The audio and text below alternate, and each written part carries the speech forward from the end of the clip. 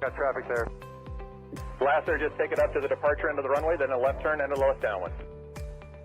Cessna over the threshold, coming up on the white dot, at or beyond the white dot, left turn first available. I got a high wind coming up on about a half-mile final, clear to land at or beyond. Traffic on the left face, you're following a Cessna down, low off your left.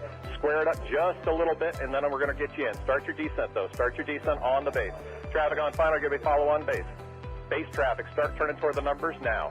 High wing coming up on quarter-mile final, take it all the way down to the green. Cessna taxiing on the green, expedite down to the next hard surface. Get me some speed, there you go, go, go, go, go fast. This is going to be good. I got traffic on a mile final. You're following traffic ahead and to your right. High wing coming up on the threshold. Take it all the way down to the green dot. 5 Charlie Sierra, 2 mile final. A mile final, turn north, and we're going to just make you, we're going to bring you back around. Jet traffic's coming up on about a mile and a half final. Runway 9 clear to land. Okay, all right, let's listen up, guys. If you're on final for runway 9, I want you to offset to the left. I got a jet that's landing on runway 9. The jet's cleared to land runway 9 if you can make it. If not, just continue straight ahead. It looks like you're going around for the jet. That's fine, that's fine, that's fine. Oh, we had one right in front of us, sir. Dragger, let's see, what we got, a tricycle, put it down, tricycle, put it down, tail dragger, down to the green dot, then a left turn. Short final here, you cleared land on 9, all the way to the white dot, go down to the white dot. Find somebody to follow out here. Canard, just come to the runway and I might have to just send you around, that'll be fine. And for the jet, you just want to stay in this pattern or you want to go back out for an instrument approach? Stay in a pattern, Charlie Sierra. All right, just stay with me here for a minute. And my tail dragger, let's see, over the numbers, go down to the green. And Canard's going to have to go around. Canard, go around. And my high wing here over the runway, keep it airborne. You do not descend. You got a fast guy behind you. Do not descend. There you go. Keep it airborne. As soon as the guy behind you gets slowed down, I'm going to put you down. So keep it airborne. The one that just passed the white dot, make a left turn on the hard surface. All right, my high wing tail dragger, you can put it down now. And Charlie Sierra, let me get you about a mile off. Let's see, Charlie Sierra, I lost. There you are. Make a left-hand turn. I'll try to resequence you here on the downwinds. We'll see how it looks. Short final, you're clear to land runway 9 on the white dot. There you go. And the tricycle left on the hard surface and follow the flagman. Welcome. Thanks for being part of the show. And let's see, just find somebody to follow out follow on the final, and as you get close to the runway, if it's not going to work, we're going to send you around and then try to re-sequence you. Now, who else got sent around that's not back on the downwind? The Canard? Yeah, Canard. All right, Canard, there's a Gulfstream up there that went around too. I just lost sight of him, but you're going to make kind of a left-hand turn and stay low. I think Charlie Sierra, what's your altitude? 3,200. Okay, that'll be fine. Just maintain VFR. I don't know what else is up there above you. Probably most everybody's down here, so just make a left-hand turn. We'll try to get you back here. Canard's got the jet in sight. Okay, the RB, maybe an RB-10, whatever, here on final. Keep your speed up and go all the way down to the, aim for the green dot for me. Actually, keep your speed up. There's a guy behind you. Aim for the green dot, and I'm sure that's plenty of room for you to land on runway 9. You're clear to land on runway 9. Number 2, you're going to go down to the white dot. Follow the white dot. Actually, you know what? That's 1,500 feet. You're going to land at the white dot. The spacing looks adequate here. 2 guys on final. You're kind of tight there. Keep each other in sight, and you're going to aim for the white dot. If it's not going to work, we'll come up with a plan B. We might have to send you around. The second guy behind you out there in about a 2-mile final. Are you slow enough to be able to follow that guy in front of you? You need to go around. Well, I probably shouldn't ask that because I had about 5 guys answer me, so I should know better than that after 35 years, you would think, right? All right, so let me see. The guy who's number 1, it's number 1. What kind of airplane is he? An RV type. All right, RV type. Keep it airborne for me. Keep it airborne. And I got a fast guy behind you. The number 2 guy over the trees there. Go ahead and put it down on the numbers. My first guy just coming up on the numbers at the over the grass at the numbers. I want you to keep it. T-minus 1 minute and counting. Hello.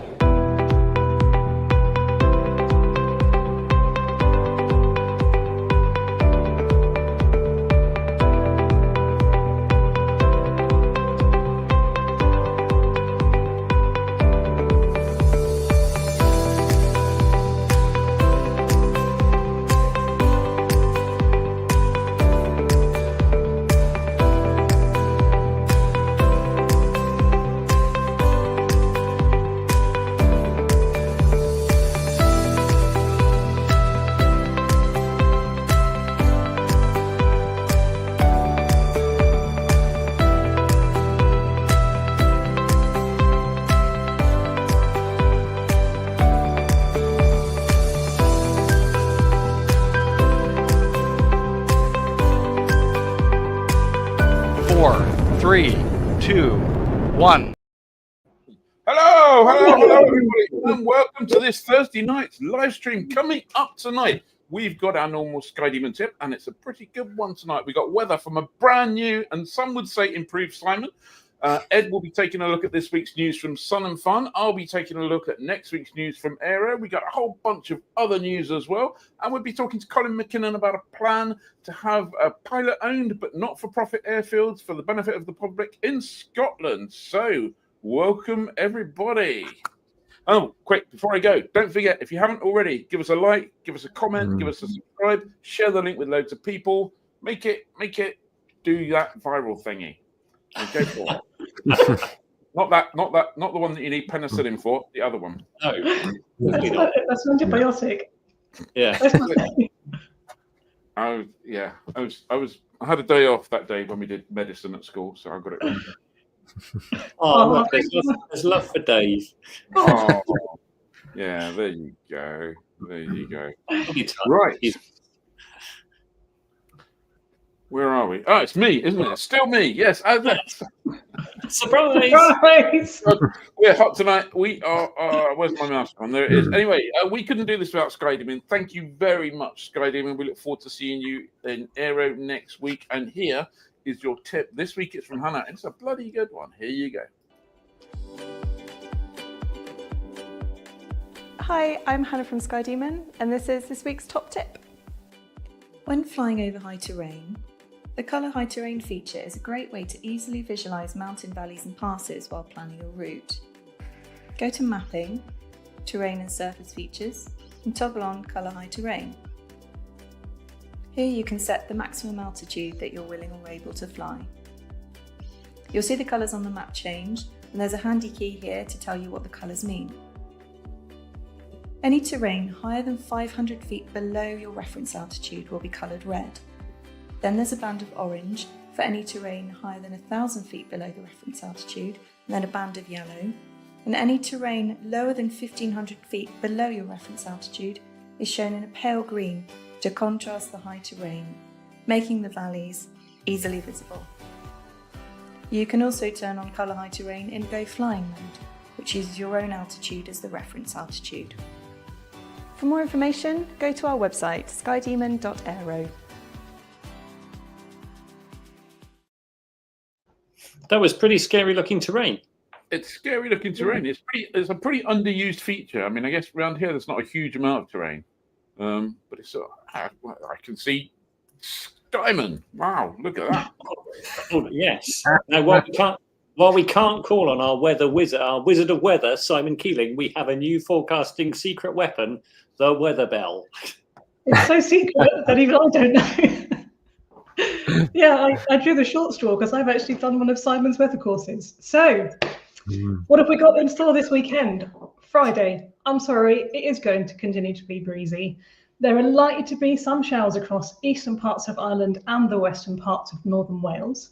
Elsewhere, good VFR. Saturday and Sunday, those showers will have cleared away. Still breezy in many areas, but VFR for most. So in short, great flying conditions, high pressure dominating, best in the west. Make the most of it. Wow. Are you sure you don't want to give us an advert for weather school? Well, tell you what, if that forecast turns out to be correct, then you'll know that weather school's good. But wait, we can test this theory. Ian, what do you have? I've got this.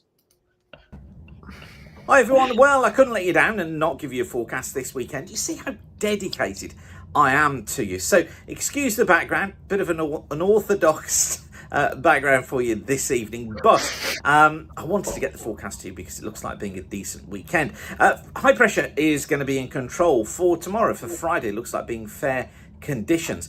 We do have a fair amount of cloud around.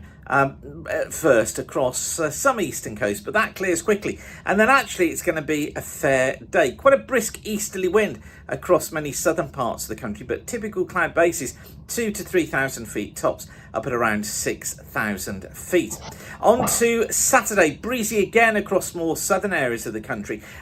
Broken cloud, but it is going to be decent. There's going to be plenty of sunshine around.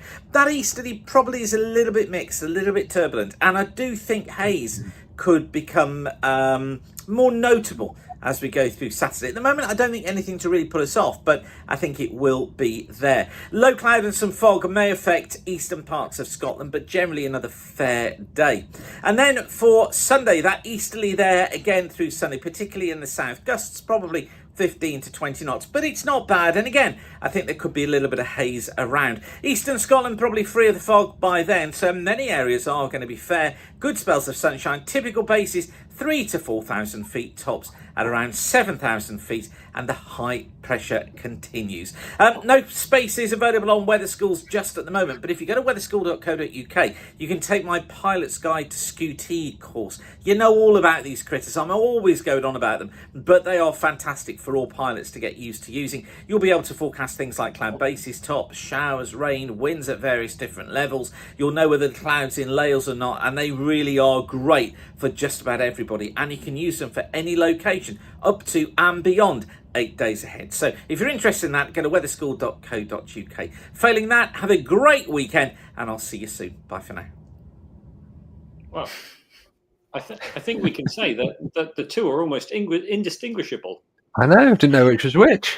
I was going to say, where did you get those curtains from, Annabelle? Yeah, Dave says now we know what Simon's passport photo would look like without that background. Absolutely.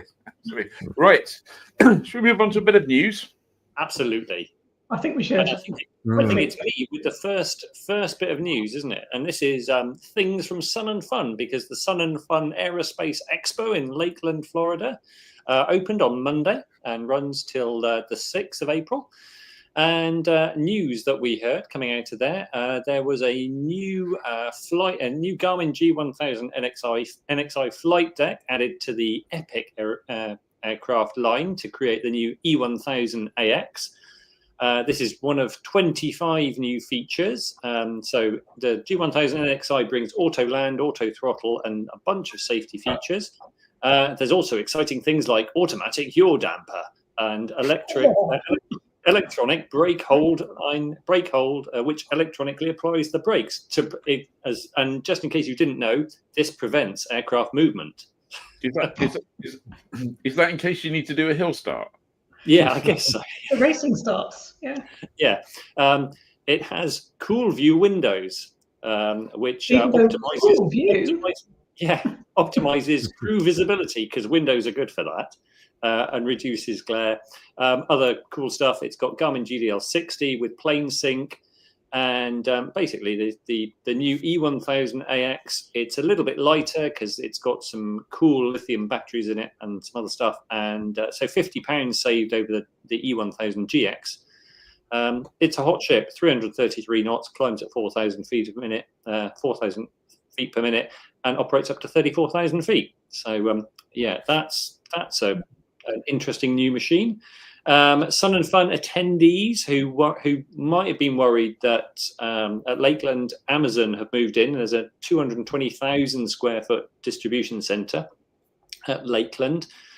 People have wondered whether this will affect future of Sun and Fun. Well, apparently not, even though there's going to be a new parallel runway 1028. Gene Conrad, who's the president and CEO of Expo, said that these developments won't threaten the future of the show. In fact, in a way, it will probably help. It will help firm up the future of Expo. So there's a video that's been shared online that shows the new future grounds. So it's going to be expanded. There's going to be a seaplane runway, which in that previous photo is probably it would be a seaplane runway or ditch full of water. Probably seaplane runway. Is that the seaplane runway? That is the seaplane runway, and to be fair, there's a bit more of it out of shot. So I'm nice to see at a show. That'll be quite a spectacular thing to have. I'm not sure how you get the seaplane out, because the seaplane parking is next to the runway. Either that, or not many people get to fly in, because that soon fills up the runway. But anyway, the new runway project at Lakeland is 8 to 10 years. But the plans, Conrad said, basically will lead to more capacity and flexibility for the show. Also at Sun and Fun, the first. Go on, Ed. Sorry, I was just going to say, I haven't designed that many airfields in my life. In fact, the total would be 0. Yes. But I have to say, I'm kind of wondering about the short final or the climb out for that runway there. It's all right. You just have to make a really tight circuit and be over the trees. So, is that what the little roundabout's for? Yeah, maybe. Come in via the entry road. Turn left at the roundabout. And sidestep. Yeah. I hopefully they'll figure it out. So yeah. But anyway, that's good to see. The show also saw the first deliveries of the Carbon Cub UL. This is the 160 horse Rotax 916 IS powered Cub Crafters Carbon Cub. It's going to be offered in the US as a factory built LSA. Plus, you'll be able to do a factory builder assist experimental amateur built aircraft, also for the USA. Lots of carbon fiber in this. They've pared the empty weight down to 390 kilograms or 860 pounds, which gives a maximum useful load of 208 kilos or 460 pounds. Obviously, max gross weight is 600 kg. Pretty impressive. Stall speed of 28 knots. Apparently, max cruise 113 knots.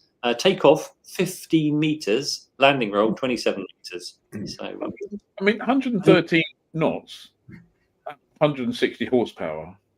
Well, that's not a cruising machine, is it? Really? It's not a cruising machine, but as someone who aspires to anything above 70 miles an hour in a Cub, that's not bad. So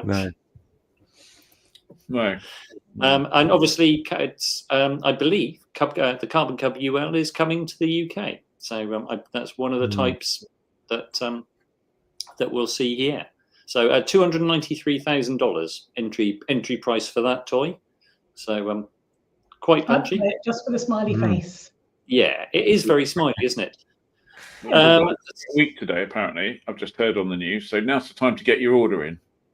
Sorry, what was that, Ian? The dollar is quite weak. I've just heard on the news today. So now's the time to get your order in. If someone can do a quick pound, well, to be honest, it's going to be £293,000, isn't it? By the time you've done the conversion and added VAT and paid everything else, so not even worth the conversion. Anyway, nice aeroplane for the money.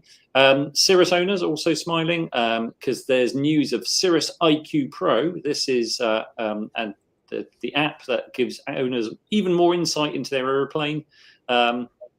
IQ Pro offers remote aircraft sync and real-time status, so you can ask the aeroplane how much fuel you have. Because remember, dipsticks are for wimps. Aeroplane can say, "I've got this much fuel." It also does flight summary with passenger manifest You and have flight. to say, "Hey, Cirrus." Yeah, hey. Not hey. Oh no, that's a new low point in the humour.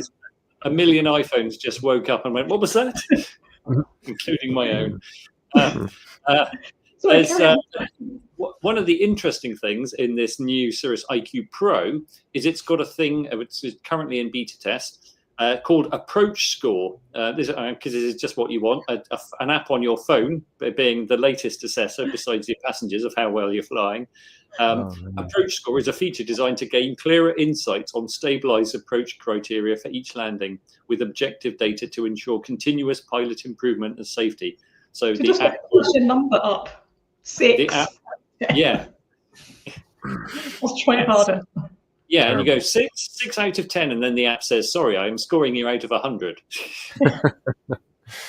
Wow. It's got Inspection Manager as well, which allows you to digitally track and manage inspections, and you can access all your tech publications as well. I know it's pretty. If you're into Cirrus, the Cirrus is obviously the greatest and one of the most modern things you can get. So why not have app access from your phone? Connected Cirrus owners can download the IQ app today or access it through their My Hangar section at cirrusaircraft.com, and it's on free trial until December 31st, 2025. Subscriptions begin January 2026, and it's still in beta test because obviously it's got your friendly approach checker, which I'm sure lots of people will be thinking, remove that. Bad enough when my passenger says, "Have we landed or have we crashed?"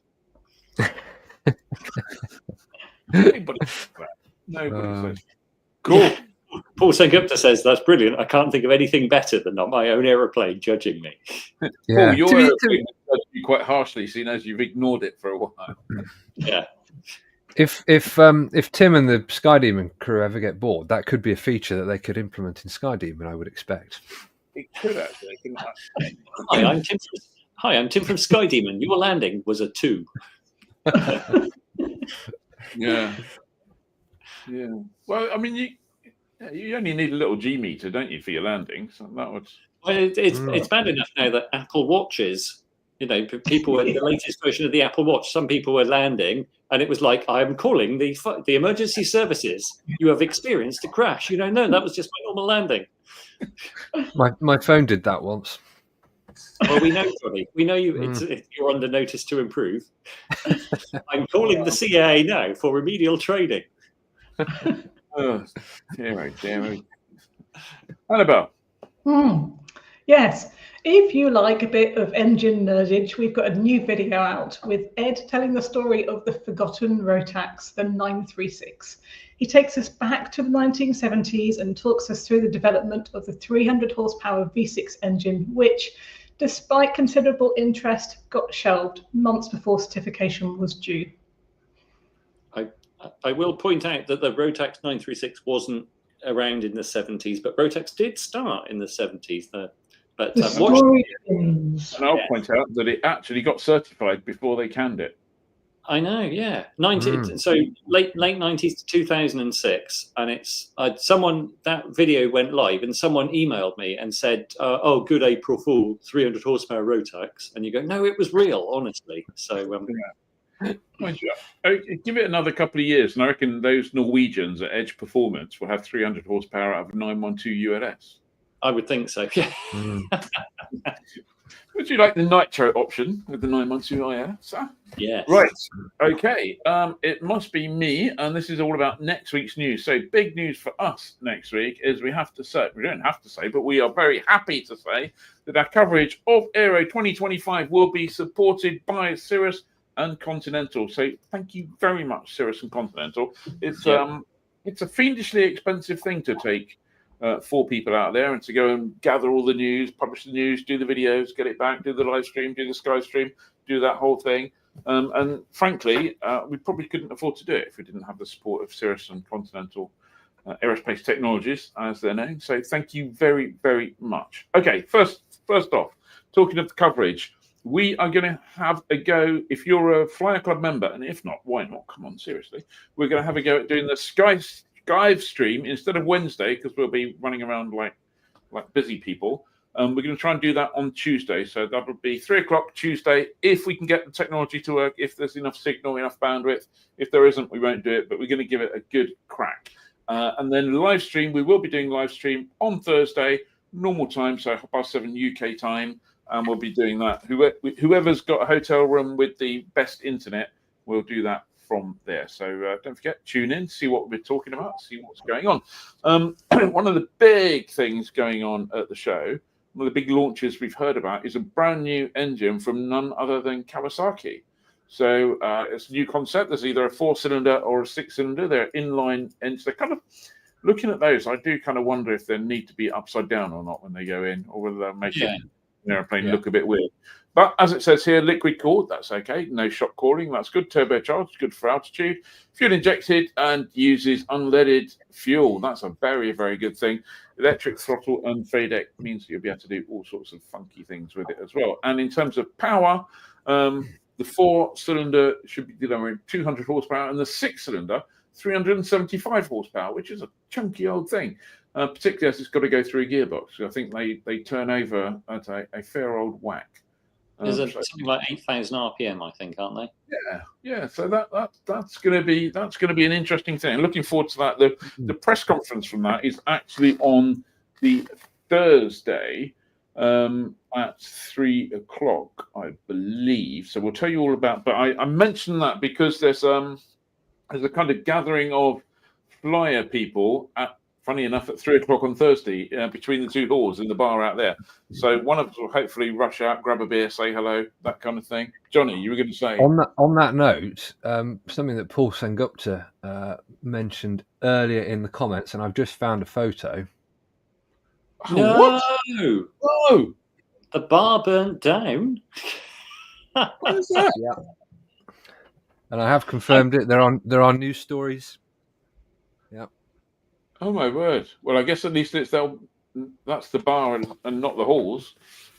Yeah. So we'll be somewhere that's smelling of smoke, and hopefully one of us, or at least one of us, will be able to nip out and share a quick beer. But it's pretty good for us.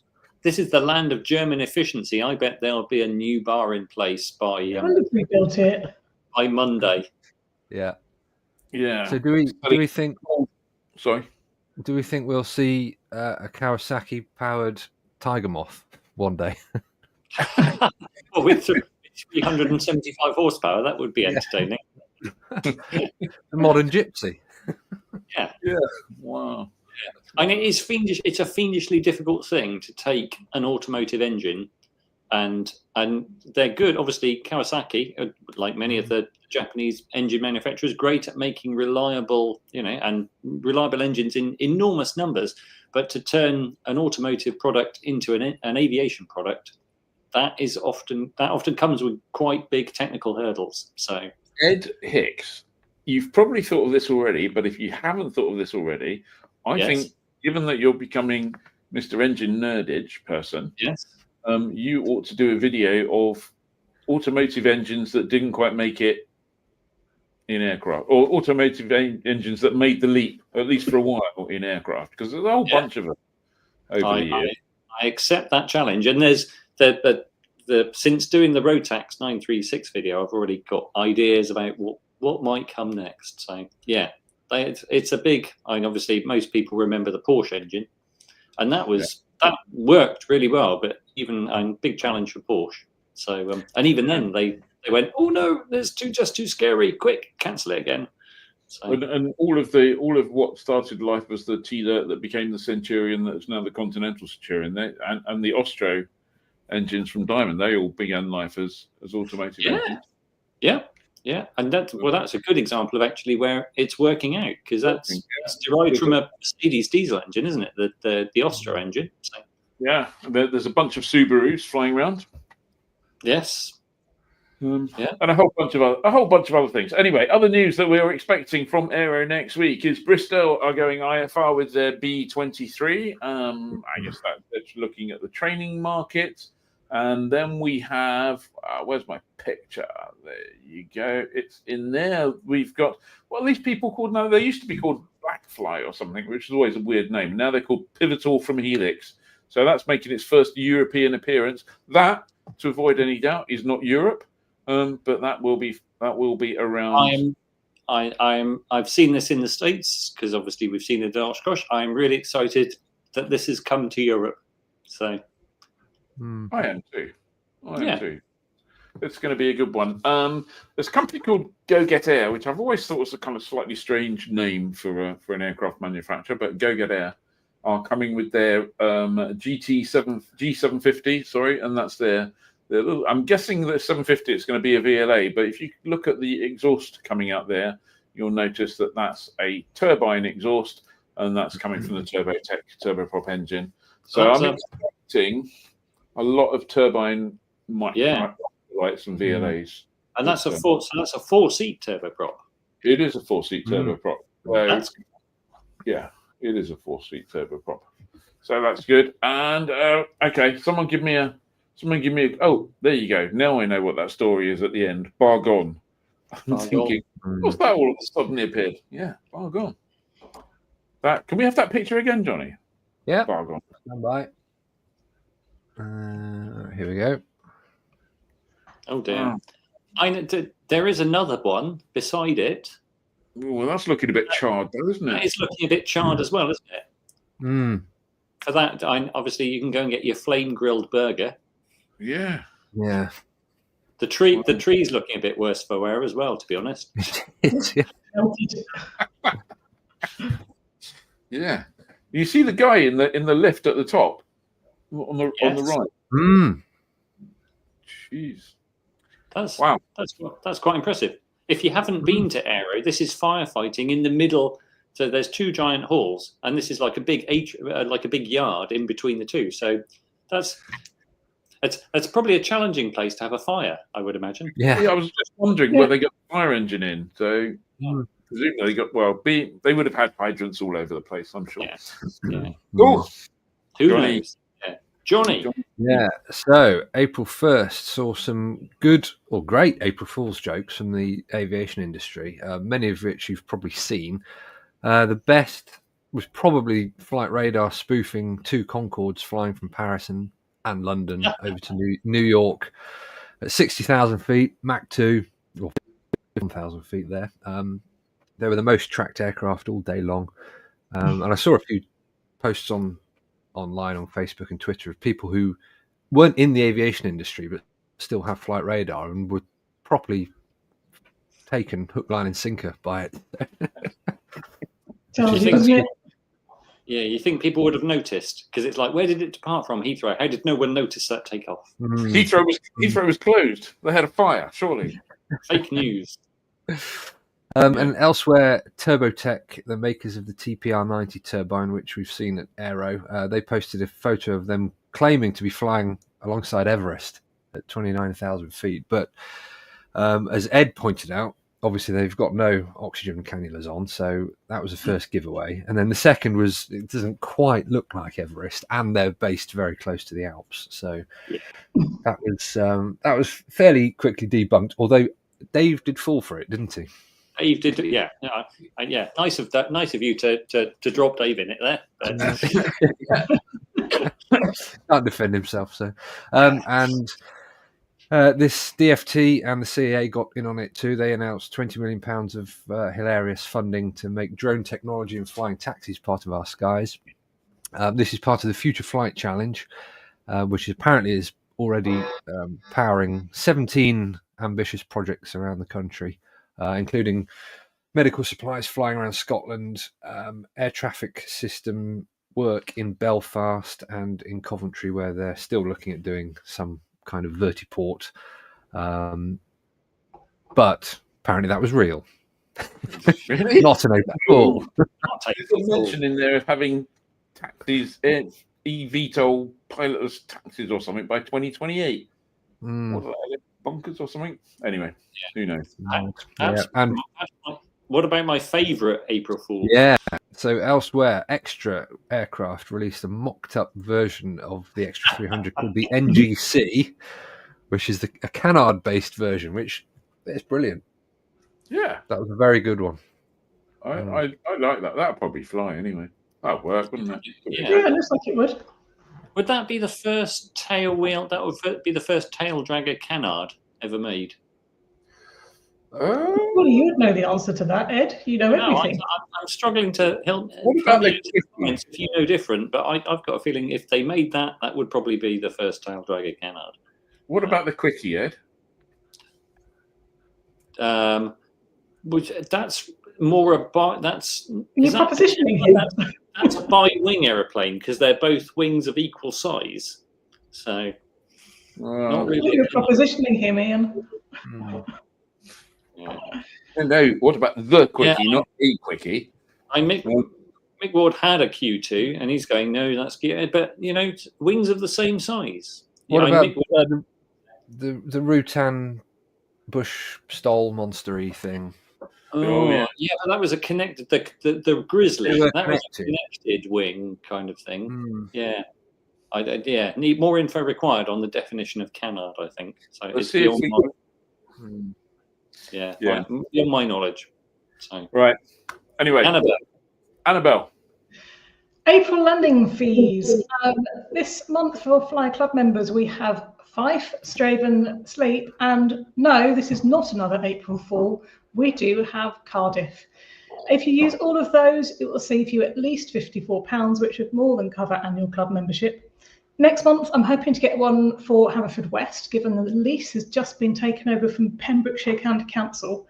And Haverfordwest Airport Limited is now managing the airport, which is great news because that's been a very long time coming. A lot of hard work gone in there. Webinars, we now have an amazing 28. I counted them all this afternoon, 28 available to Flyer Club members.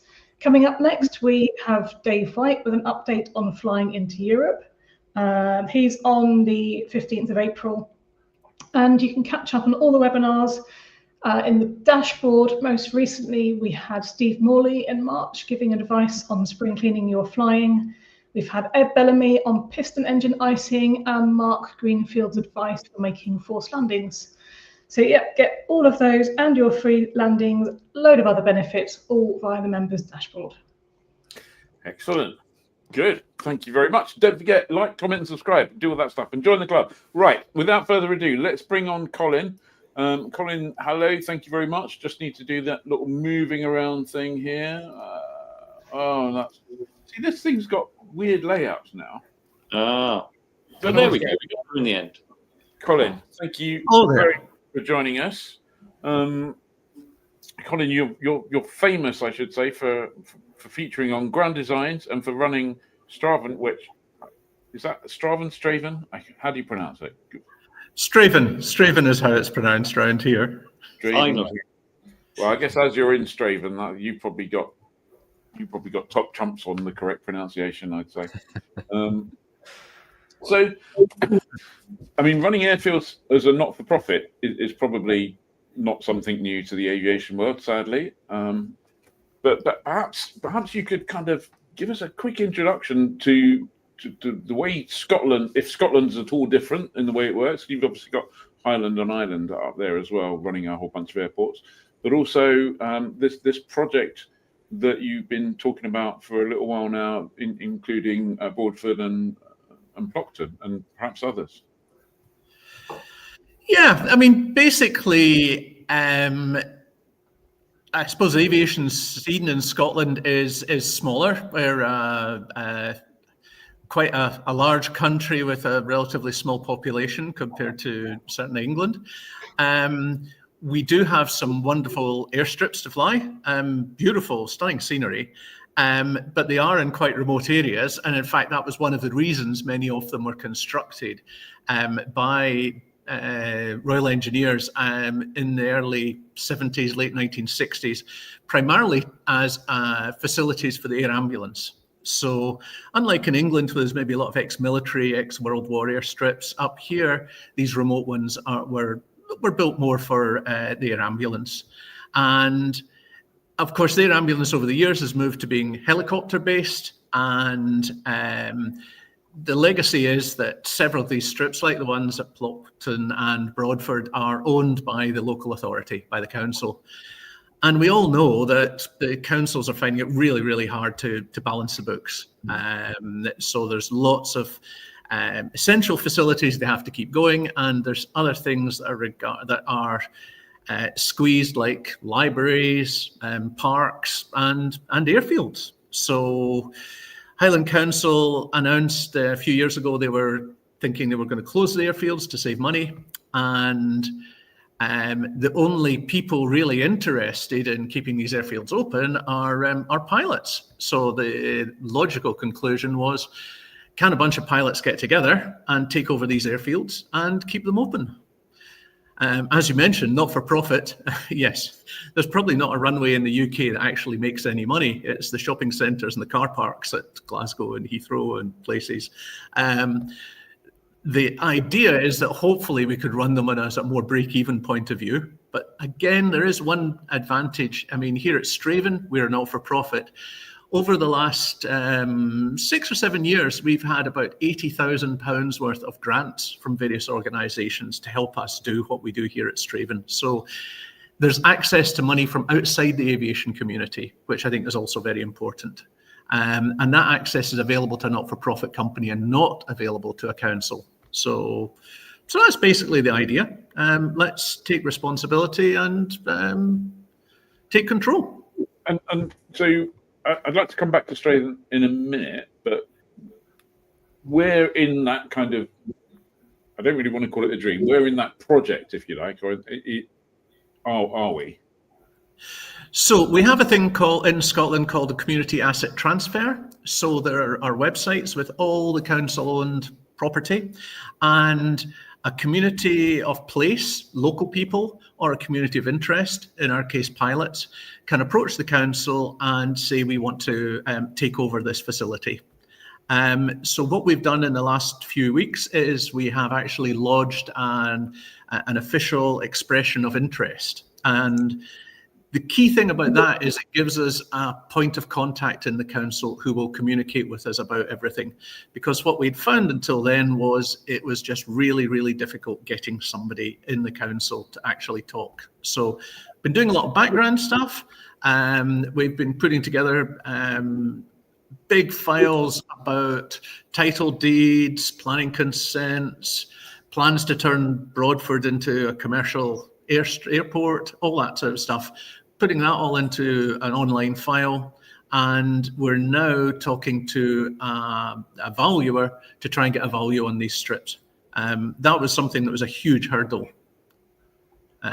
Basically, valuers are coming back to us and saying our professional indemnity says that we have to justify a valuation by comparison to comparable properties, and there aren't any comparable properties, so we can't give you a value. And I'm sort of going, well, if I want a 2-bedroom flat in the centre of town, I can look at Rightmove and get a comparable value pretty much easily. The reason I'm approaching you about an airfield is you're the professionals. But we have found someone now who's starting that process. Cool. And the airfields that you have expressed an interest in, is that Brockton and Broadford, or is there scope for more, or is it like a bit at a time? Or so the initial threat here has been to the 3 airfields that Highland Council had, which was Dornoch over on the East Coast and Plockton and Broadford. The council has found somebody to take over a 5-year lease on the airfield at Dornoch, which technically isn't actually owned by the council, it's owned by the Common Good Fund of the town of Dornoch. So the ownership side of it was a little bit different there. And the great thing is they've got people that fly who've taken over the operations. And you may have seen in Strathaven, we were in the news maybe 6 months ago about people having a picnic on our runway. At Dornoch, they were in the newspapers last week because some people were complaining that it was very, very scary when you were walking across the airfield and an airplane appeared from nowhere. Yes. Surprise. Just when you weren't expecting it, you know. Yeah. Well, I'd be scared if it appeared genuinely from nowhere, but so just so that people can see, I'll just flash up a couple of pictures if you're not familiar. That's Broadford, and then Plockton, which Plockton's got to be in the running for one of the most beautifully situated airfields in the UK and Scotland. I'm guessing. I'm sure everyone will have their favourite, but that's not too shabby at all, is it? Really? It's pretty cool. They've got palm trees down on the coast. They've got a couple of great restaurants for seafood. A nice little beach at the end of the runway. Yep, can't beat it. No, absolutely. So just before we go on, so actually let's finish with that one first. So is there anything that pilots in the community can do to help at this stage? Yeah, so the only people I've sort of in the pilot community have been the flyer on the forum.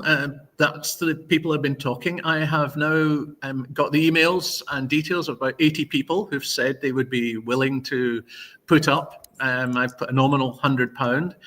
The point of that is not that we're going to get an airfield for 80 times £100. It's that at some stage we're going to have to actually employ professional lawyers and professional valuers in order to be in a secure position to put in a legal offer for the airfield, and that will cost some money. The biggest help at the moment is if there's somebody out there who fancies helping with the paperwork, collating all the information, getting in touch with people to update and get all the details of telephone numbers and addresses, etc., and download it all into an email program, so as we can then start a program of regular updates, etc. That's probably the biggest issue that we actually have at the moment. Okay. So you mentioned in there obviously there's a cost of acquisition and evaluation of the airfield. Yeah, we got a note from the council suggesting that Broadford would be, and the council be looking for a 7-figure sum for Broadford Airfield. But as long as that's seven figures to me sounds like £1 million plus, which seems. Yeah, that's quite a punchy number, really. I don't know if you can hear me. You maybe appear to have frozen. Can you hear me? Okay. Sorry. Yes. I don't know if you hear me. It's all gone a bit. Is it me that's frozen, or is it Colin? I think it might be Colin. Okay. No, I can see you moving, Colin. Well, here's a quick question for you. Okay. I don't know if you're. Okay, I'm not sure what's happening. For Strathaven, how did you get to be where you are at Strathaven? And if it's not a big commercial secret, aside from the acquisition cost of an airfield, what does it actually cost to run an airfield like Strathaven, and presumably Broadford and Plockton and other places?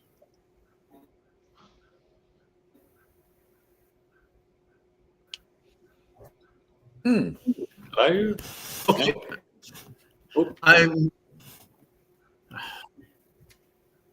Okay, so this is a little bit of a strange situation. Right, I don't know if you can hear me at all. Yeah, I can now. Yeah,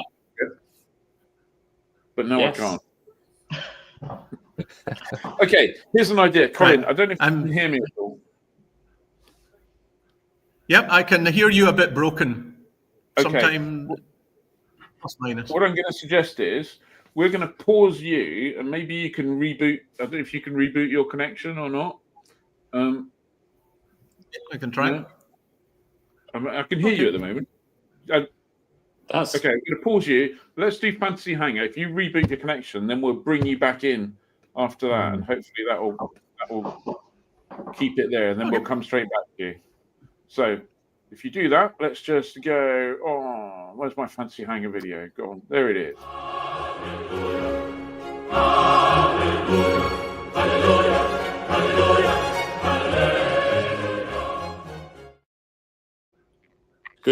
Good shout. That would have been a better shout to do that, but yeah, good. That's all right. I like a big red square. Let's see if Colin can get rebooted and back in. So Fancy Hangar. This week we thought, as we saw a few aeroplanes touted as real on April 1st, we thought we'd go looking for aeroplanes that were real but probably should have been April Fool's ideas. So who is first? It is Stunt Dave who is first. Okay. Dave. Well, this week I have chosen the DFW Fleur, or the Flea, built in 1915 in Germany. This was intended to be a high-speed fighter aircraft, powered by a 100 horsepower liquid-cooled Mercedes inline 6. To be fair, it was actually pretty fast, reaching speeds of 110 miles an hour during testing. Although that was only that the pilot didn't mind not being able to see where they were going. On its maiden flight, the poor visibility actually led to a rough landing, damaging the aircraft. And in this photo, you can see the pilot standing up while taxiing, the only way to get a decent view. If that wasn't enough, you can see that the exhaust sticks straight out of the sides of the fuselage, meaning the pilot got smoke and fumes straight in the face, and carbon monoxide poisoning as an added bonus. Worse still, the exhausts weren't shielded, so the wooden fabric aircraft would have spontaneously combusted. That might actually be doing it a favour. As a war machine, it could have been successful, because one look and the enemy would have died laughing. Even the aircraft itself looks amused. If you do like the look of it, model kits are available. No, really. Find that's using model kit. Oh, look at that. That's insane. As Ridder said, it's Dory from Finding Nemo. Erity said, surely that's we've seen that in Stop the Pigeon cartoon. Oh, so, true. Just to let everyone know, we've got Colin back in the green room, so that's a good thing. As soon as we get through Fancy Hangar, we'll go back to Strathaven. digitally at least, if not physically. So, Johnny, you're next. Yeah, so I've gone for an airplane with very good visibility. This is the Ilyushin IL-20, not the 20M, which is a modern-day version, but the 20 was designed as a ground attack airplane with a very high cockpit, and it was designed so that in a shallow dive, the pilot could see what was directly beneath him, not just ahead of you, but directly beneath you. And it was also designed with wing-mounted autocannons, which could depress about 25 degrees towards the ground, so you could attack targets in level flight. It was powered. It's big, and it's a 3,000 horsepower engine, but the visibility came with a bit of a problem, which was that if you had a gear-up landing, it could bend the props back into the cockpit. Oh. Or if you stuck your hand out the window. Yeah, don't wave. Don't wave from the airplane. So it never made it into production, but you don't surprise me. I mean, I always think that aircraft design is good if you're the second thing to arrive at the accident after the propeller. For some reason, I'm lost. So, Ed, you better jump in there. So I went for this brilliant little thing. This is the Dempsey TD3 Beta Lightning. It was the second original home built, designed by a guy called Thomas Dempsey. He owned a small watch shop in Odessa, Texas. He built a Cessna-like single called the TD2, and he quite fancied the idea of his own P-38 inspired aeroplane. So he came up with this. It was fabric-covered wing with a wooden spar. Fuselage pod was all fiberglass, and the rest of the airframe was welded steel tube. He used the landing gear from a Piper Aztec. It was a smaller span than a Cessna 150 at 30 feet. It was nearly twice the wing loading of Cessna 180. So it was a pretty hot machine. 260 horsepower Lycomings, 188 knot cruise, 830 nautical mile range, 3,000 feet per minute climb rate. Stall speed, though, was a quite scary 72 knots. And consequently, when they started flight testing it, it had some pretty demanding characteristics. Not surprising, given the wing loading, and obviously the rudders were probably a bit small. In the end, Dempsey decided it was a bit too risky, so removed the engines and scrapped the airframe. So a bit of a sad idea, sad end for a wild idea, but what a thing. Yeah, that should be in the EAA museum. It should. Yeah. It should have been. I love that Crispin Horsfield says that's too normal. Crispin, have you seen many twins? Yeah. So talking of two normals, are people familiar with the French manufacturer Snecma, who make engines and rockets and all sorts of things? They're quite a big, sophisticated multinational thing. Anyway, in the 50s, they had an airplane, a C-450, if you want the numbers, if you want the name. It was called a coleopter. Brilliant. Here it is. Vertical takeoff and landing, coleopter. Only one of them was built as a prototype. It actually flew, but it didn't really get much higher than 800 feet. I don't know why. Maybe it was the security of feeling close to the ground. It was supposed to be a modern fighter that they kind of just took a different look on life, but it just had too many problems to overcome and was just a little bit scary. It looks like those wheels come from mobile scaffolding platforms or something, doesn't it? I always think that you're onto a winner with the crazy aeroplane look. If that had appeared in a Jerry Anderson children's TV program and would have looked normal, then that definitely characterizes as completely out there, and that is definitely one of those things.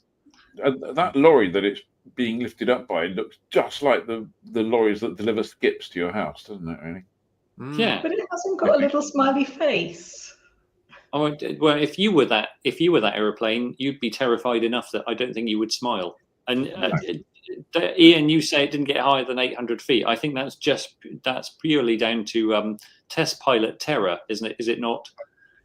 I would have thought so. Yeah. I mean, can you imagine? You introduce your test pilot. You go, "Well, Pascal, come and have a look at the aeroplane that you will be flying." Pascal walks around the corner and goes, You'd be an instant sprinter, wouldn't you? Yeah, I'll fly. It's like, when do you plan to finish the rest of it? And you go, no, that's all of it.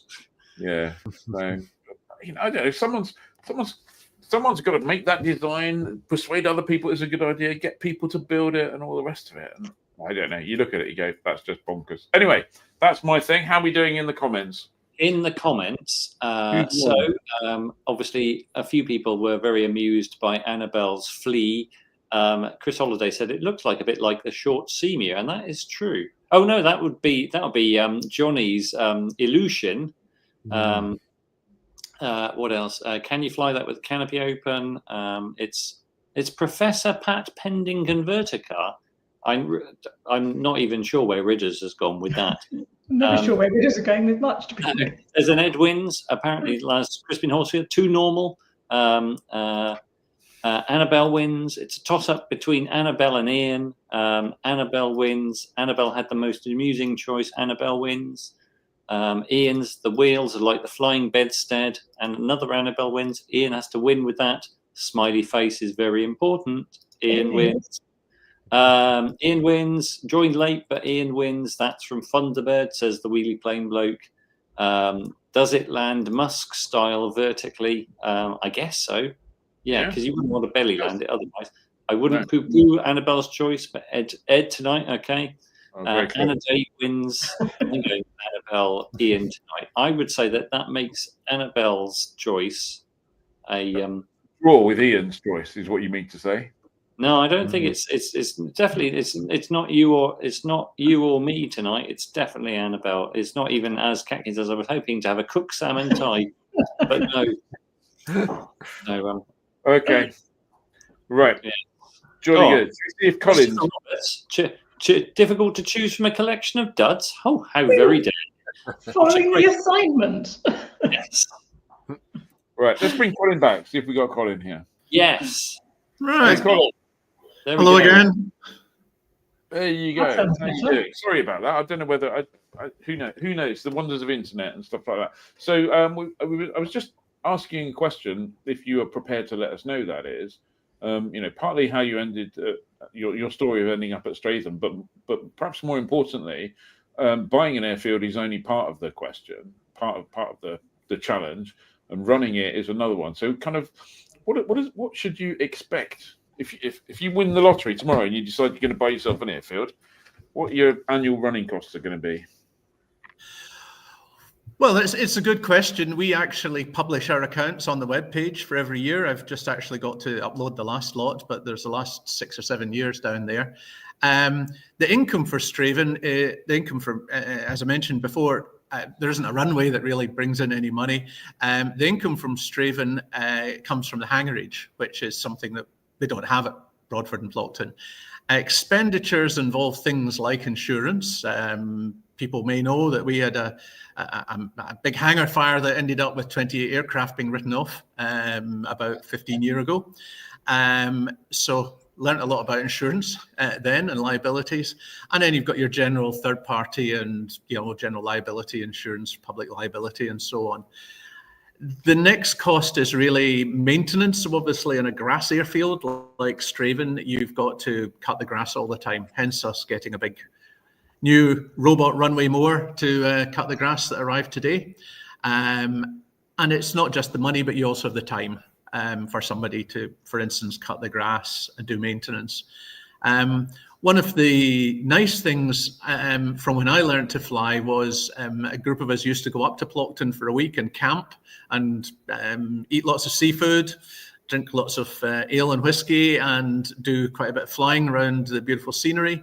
I think it would be quite interesting to have a sort of Broadford week and a Plockton week where people could go up and be based there, camp, have a good time, and also do an hour or two's work a day just doing all the tidy up things that have to be done in an airfield. I think if you've got an airfield, that's probably the biggest issue. It's all the little small things rather than the big things. Big things tend to be relatively simple. So in terms of time, I guess it's one of those things where you can spend as much time as you've got and more. But how there are some, particularly in France, there are some where a lot of the airfields are owned by the local towns. There are some airfields that are now completely unstaffed. So presumably there's also a question of how little time you can spend and still get away with it, for want of a better word. Yeah, absolutely. I mean, we have 33 aircraft based here at Strathaven. We don't have any staff. I don't even get a wage or anything for being involved in running the airfield. We're always looking for ways of being more efficient. So we use the AeroPS app for landing fees. As I say, we look at robots. We've had robots cutting the apron and cutting the picnic area and the camping area at Strathaven for 4 or 5 or 6 years now. We're now going to the bigger scale with a robot to do the runway. So it's all about looking for more efficient ways of doing things. The other side is bureaucracy.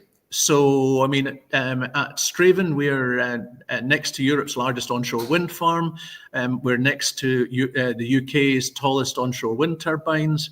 I can probably see 200 wind turbines from the house here. So this is going to be a big threat for many airfields. And that's an area of expertise that the community, and certainly in the case of Highland Council, the council official who's meant to be responsible for airfields, it's unrealistic to expect them to really know what is essential for an airfield, what is nice for an airfield, and what is just, a bit of flim-flammy stuff. So it's very easy to gold plate everything. And as aviators, one of the things we can contribute that the local community won't have, and which the local authority there doesn't have, is that knowledge of what we really, really need.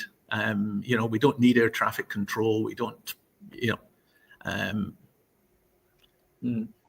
And so, with projects like Plockton and Broadford, if for whatever reason, and it might be a 7-figure purchase price that stops things, if you're not successful, if the aviation community is not successful, what does the future look like? I know you've said that councils are cutting back, which we all know in the country. How will they survive as airfields, do you think, or will they become?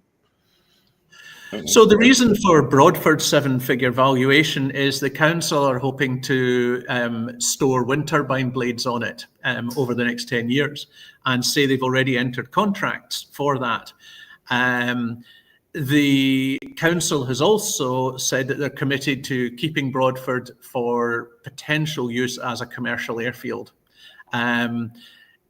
The storage plans for the wind turbines for the next 10 years mean they won't actually have the required runway clearances for any commercial operations. So,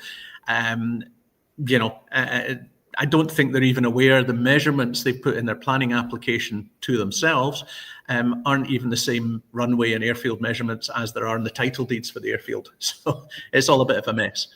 My solution to that is to try and find partners. So in the case of the Broadford airstrip, my surname is MacKinnon. The 3 clans in Isle of Skye are MacDonald in the south, MacKinnon in the middle, and MacLeod in the north. The Clan MacKinnon Society of America are looking for somewhere for a clan heritage centre. So my idea is that if they are on the apron and set up the terminal building as a clan visitor centre, then if we fly in, we have somewhere to get a cup of tea. And we all know about the $100 hamburger. So that's the thing with an airfield. When you get there, you really want there to be somebody there, and you can get a cup of tea, something to eat, and maybe potentially borrow a bicycle like we have at Strathaven or whatever. In the case of Plockton, you can walk down to the pubs and get something nice to eat. But there's an old hangar there with a tarpaulin structure over a metal frame, all a bit torn. The local community are after that. They've been building boats in it at times. And if they could get that modernized and have a shower block and some toilets accessible for visiting pilots, then it's a fantastic place to camp. So that's the idea, is to bring other people in and to improve the facilities. So as pilots, we're concerned about the runway and how to keep that functional.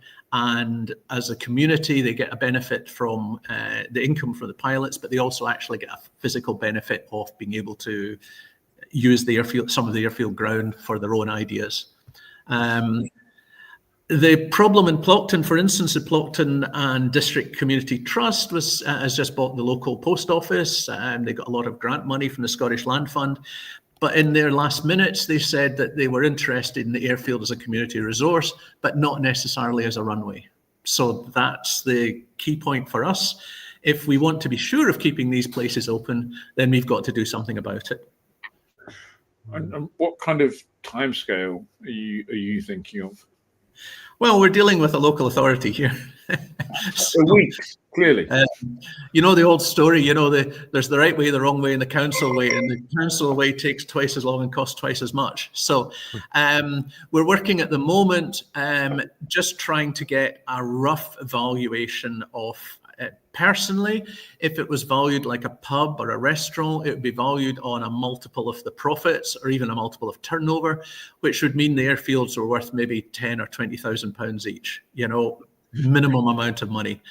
If there's some contracts for wind turbines, then the council maybe thinks they're worth £1 million, which so we need to find out, because if it's £1 million, there's not much point in spending any time on it. We're not going to raise that. You might even want to buy Strathaven for £1 million, and then I can buy one of those super ships I saw at Strathaven last year. So that's what we're in the. We've now identified a valuer. We have now got the conversations going with the council. Subject to the valuer, we then go and start talking to lawyers to see, because some of the issues in the title deeds, particularly with Plockton, are quite complex, and if those two people then say it is feasible, then we can then really start to crack on with it. There is a procedure to then put a formal community asset transfer in, and when you do that, the council has to reply within a set period of time. I think they have 120 days or so. So once you get to that stage, then the things will happen on a timetable, which will be very good. So the things like the valuers and stuff at the moment, are they being funded by the 80 people who've said they'll put in 100 quid, or are they being funded by you?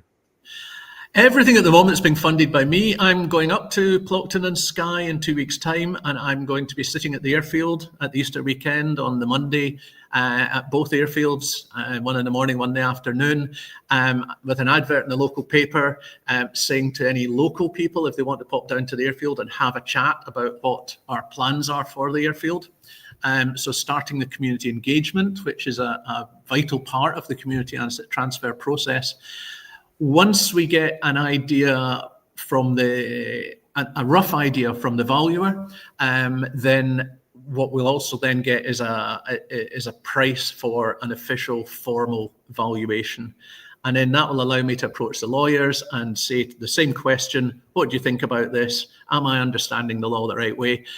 I studied law back in the early 1980s, but the Scottish law of property has changed significantly when Scotland got devolution 20 years ago. So my knowledge is completely out of date. And if they come back, depending on what they say, and they will also then give a quote for what legal work would be, then I come back to people and say, right, this is, we're going to have to pay £10,000 for a surveyor. We're going to have to pay £20,000 for a lawyer. What do you think? And then it's up to people, because it's not something I can do the groundwork myself, but after that, we have to do it as a community of pilots.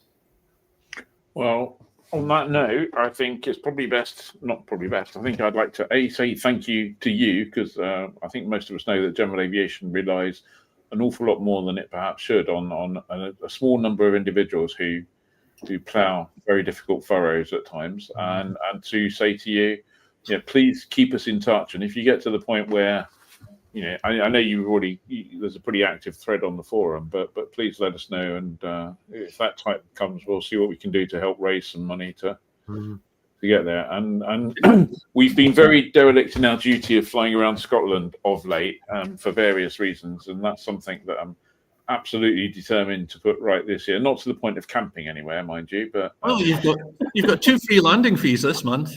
Absolutely. I'm sorry. You know what?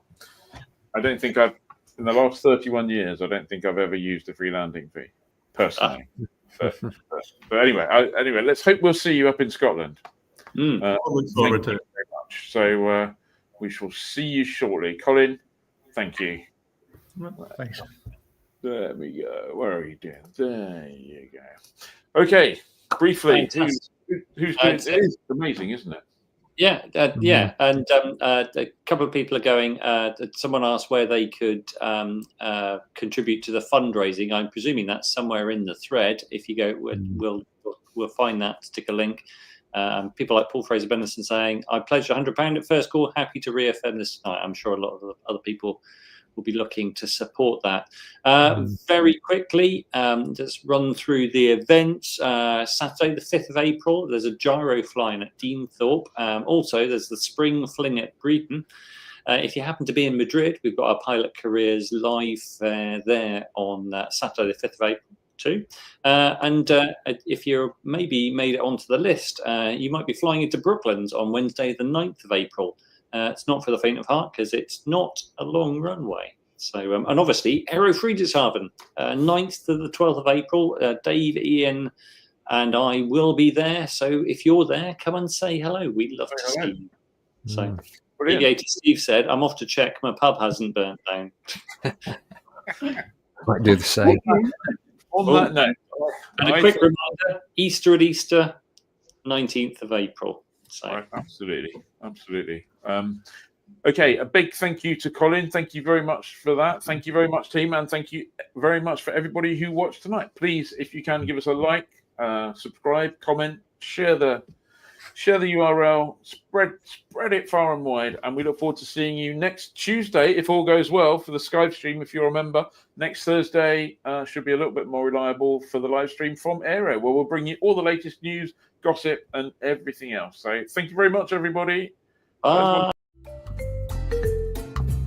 Hello, this video is sponsored by us, the Fly Club, and if you're not a member already, we'd love for you to join. Members get access to all of our content, our free landing fees every month, exclusive webinars, and much, much more.